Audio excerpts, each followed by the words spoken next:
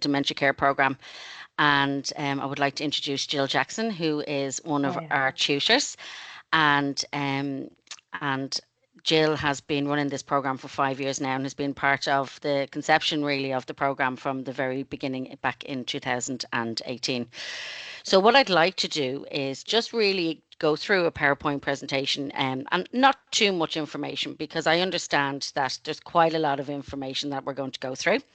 But what we will do is we will share that information with you after this, and we'll send on some program outlines and some more detailed information so that you can have a look through there in your own free time as well. And what I would like to do is go through a sample timetable after I go through this presentation. And the reason for that is sometimes when you see the timetable at first, it looks quite lengthy, quite meaty, and a lot of people can really take it back from looking at the duration of that program. But actually, when we break it down and we talk it through, there's a lot less in it in terms of staff release and so on. So what I will do is I'll start the program presentation, and then I might bring Jill in around the content piece, and then please feel free to ask us any questions. I'll give you an opportunity at the end to do that. But we have no problem asking questions as we go. So first of all, can everybody see the screen? Yeah, perfect. So as I said, this is the special purpose QQI level 5 special purpose certificate in dementia care and support. And it's important to note that this is a certificate in its own right, as in a special purpose award. So this is not a module towards a healthcare major award or a minor award. It is a special purpose award. So ideally, some people, if they want to progress or specialize in this particular area, this is the course for them. The program, we deliver it over a 25-week program period. Example, if we started, say, for example, the end of May or March, we would then obviously finish up around August. And the areas that we would be possibly looking at would be the Kilkenny area FET. So a little bit about Chevron College in terms of who we are. They were established in 2005, and Chevron College is the largest provider of further and higher education in terms of private college. It's a QQI accredited institution, and there employs 135 staff in-house, and we have a working panel of additional 250 trainers. And those trainers would be quality assured program and obviously trained in their own special subject matter areas such as business, IT, management, healthcare, childcare, and the green skills area. As I said, we deliver contractor training for ETBs nationally, and we have successfully worked with corporate clients in both the public and the private sector.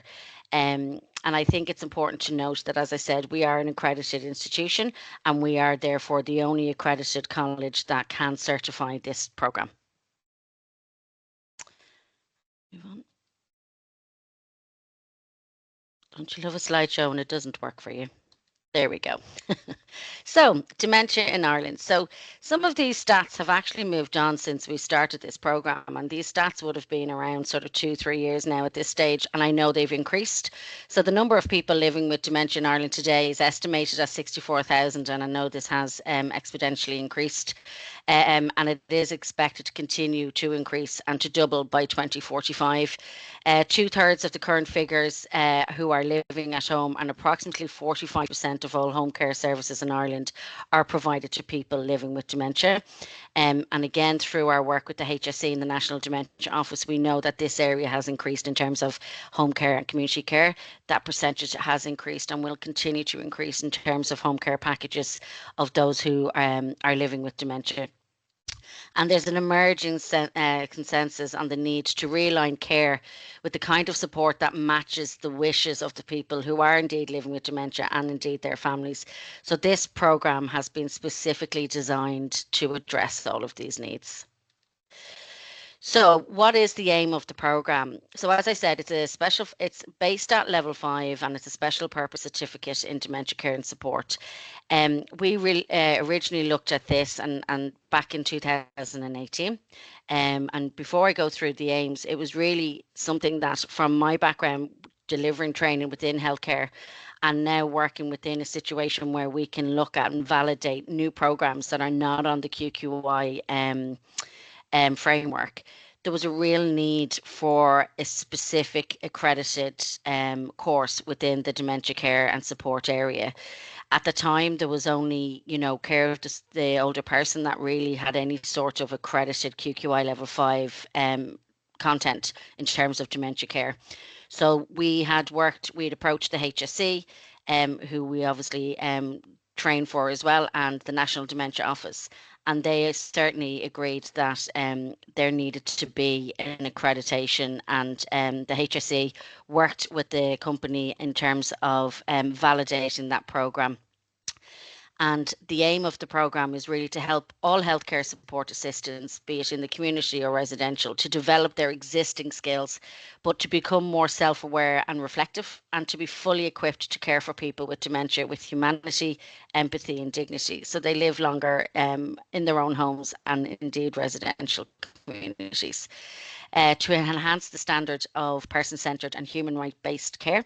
And this is Kitwood's philosophy, and this is something that is embedded throughout the programme.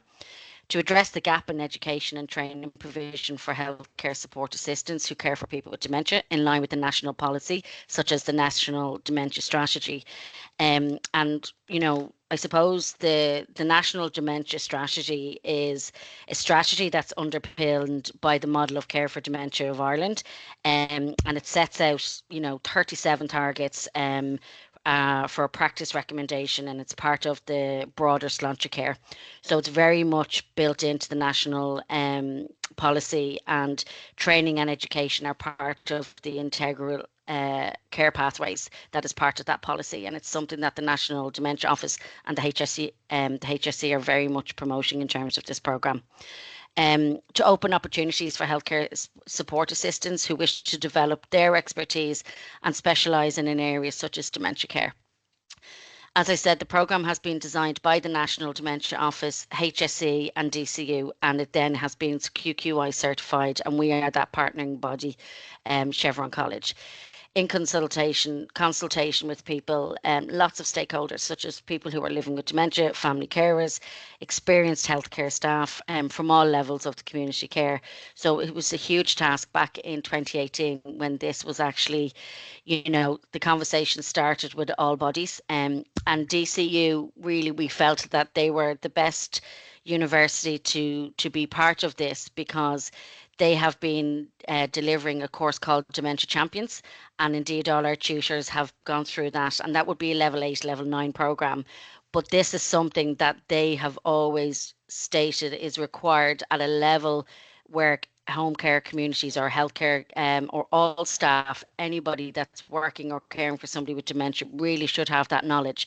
So when the NGO, the HSE, awarded the task for the certified college to get that validated at QQI, we had to then look at all of that information, do the focus groups, get the stakeholders involved, and then obviously go for a completely new non-CAS award with QQI, which we were delighted to achieve back in 2020. So it's the only HSE approved QQI accredited course. This course is currently being delivered for all HSE home care workers nationally since 2020. So we've been rolling this out nationally, and the Alzheimer's Association and ETBs have been delivering this programme since 2022. And what I would like to add is this programme has been running in what they would call a pilot phase since then, because anything that is being delivered to a dementia strategy or is part of the strategy for model of care for dementia does require a lot of work before it can be rolled out, which we are lucky enough to do from this year now. So, UCD were tendered to provide a full report on this before we got the go-ahead out of pilot phase, which seems quite long, but we have been delivering for 4 years within that pilot phase. So it goes to show what work has gone into this programme, the fact that the HSE are being so heavily involved, and indeed the National Dementia Office. So we are delighted to be the custodians of delivering this course, and indeed for the ETBs to deliver this as part of the Skill to Advance programme. So the programme has 6 units fundamentally, and at the end there was a reflection overview, and each of the units then I suppose from an assessment point of view is a reflective piece of work that the learners will do. But if you don't mind, Jill, I might pass this over to you to go through the content and maybe just very briefly break down each unit in terms of what does that mean for the learner, if that's okay with you, Jill. No problem at all. Thank you, Alison. Hi, everyone. So I'll start with the first unit. So how we understand dementia and why it matters. The first thing we do is explore the different models and understandings of dementia. And then we look at how that may impact how we provide care to people living with dementia. We also look at dementia and delirium and the differences and what that looks like and how that presents. I think that's a really important point for people living with dementia. And then we go into Kitwood's social psychologies. So we look at the malignant and the positive social psychologies and how that can impact people living with dementia. We bring it all together at the end of that unit to try to get learners to see dementia as a personal experience. We break it down into physical health, social psychology, personality biography, and neurological impairment. And there's a reflection connected to that then for their piece, their reflective journal. On the next unit, unit 2, we have self-awareness, care, and boundaries.